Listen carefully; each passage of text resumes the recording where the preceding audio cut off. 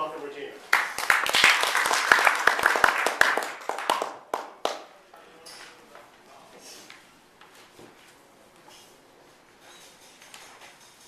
Where would you like to live in the United States? What is the most desirable place to raise family, to work, and retire? Mr. Toastmaster, fellow Toastmasters, and guests, for me, it's Wyoming. Why?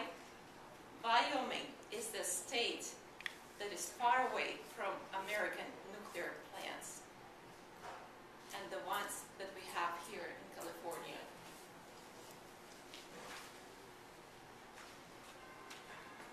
There are 104 nuclear reactors within the United States, and 4 of them are in California.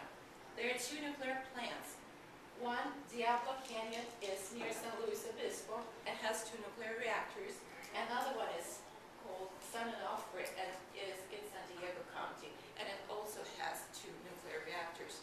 Both these nuclear plants, just like Fukushima plant in Japan, are in an earthquake active zone. They are both built more than a quarter century ago, and they are on a coastal line. I'm not saying this to scare you, but rather I would like to educate you today about what is less than 200 miles away from your home. First, let's talk about how nuclear reactors work, and then we'll talk what can happen with them.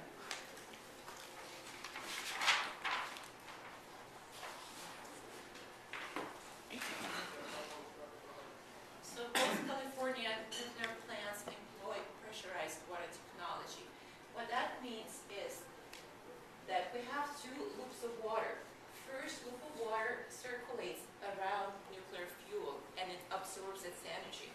Then it goes through a steam generator, which in turn heats up the water in a second loop, which produces steam, which moves turbines, and that's how the electricity is generated. Both those 2 loops of water never mix, so radioactive water in the first loop is always separated from non-radioactive water in a second loop. And you would think that this design is solid and nothing really could happen, but there is always the chance for failure. And how do failures happen? There's 3 possible failure scenarios, and I would like to discuss those today.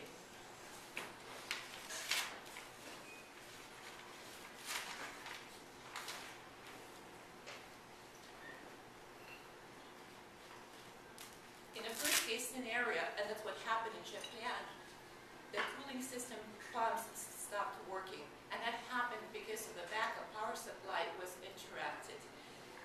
This scenario can also happen in the United States if the tsunami would affect the nuclear plants. The second scenario can happen when cooling system gets impacted, its integrity gets impacted, and something like a pipe ruptures. And in that case scenario, there is no backup system, and nuclear fuel starts melting. And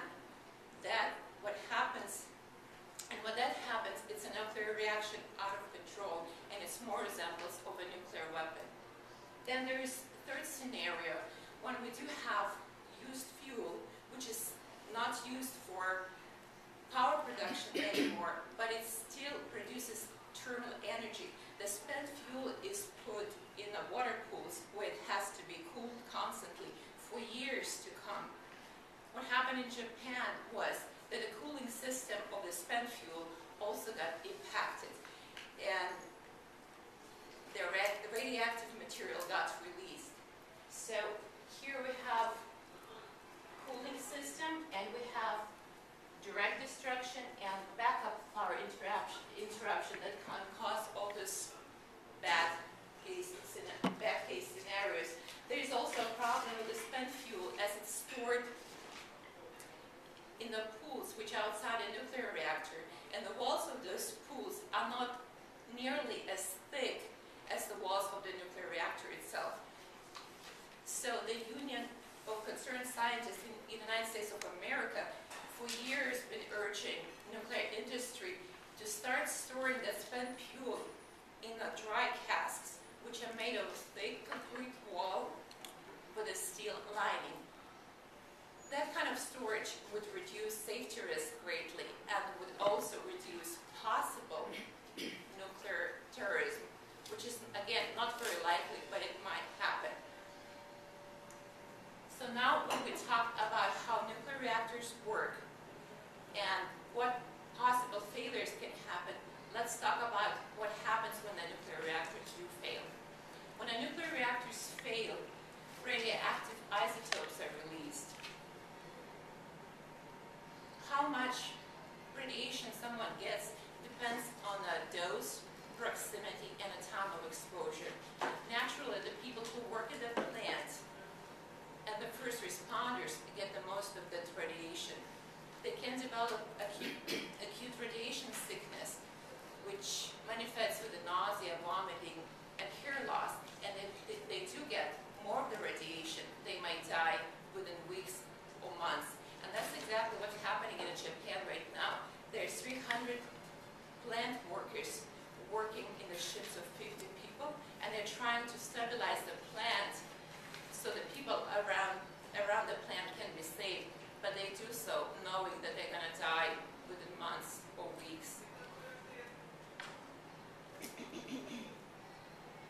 People talk a lot here about iodine-131, which is a radioactive iodine, and everybody knows that you can take potassium iodine tablets, so you saturate your thyroid gland, and then your gland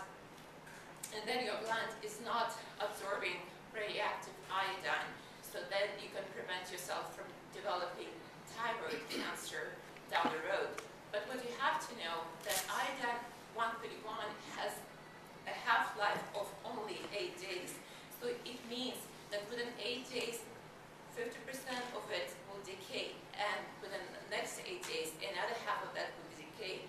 So potassium iodine pills have to be taken immediately after exposure, and preferably within 12 hours of exposure. And there is also cesium-137. And it's a different story with the cesium-137. Cesium-137 has a half-life of approximately 30 years, and there is no pill for that. So it would take years, probably about a century, for it to significantly decay. And cesium-137 becomes a part of a food chain as living organisms absorb it, thinking it's a potassium. Cesium-137 is responsible for making Chernobyl disaster zone uninhabitable for years. And here's some good news. There's a third-generation nuclear reactor available, which has 4 cooling systems. The bad news is that, like with any new technology, there's a learning curve involved, and human mistakes do happen. Although we cannot solve all of our problems immediately, we can do our best to educate ourselves and to start thinking proactively how to mitigate such risks. In his Atoms for Peace speech to the United Nations General Assembly in 1953, U.S. President Eisenhower said, "The United States pledges before you, and therefore before the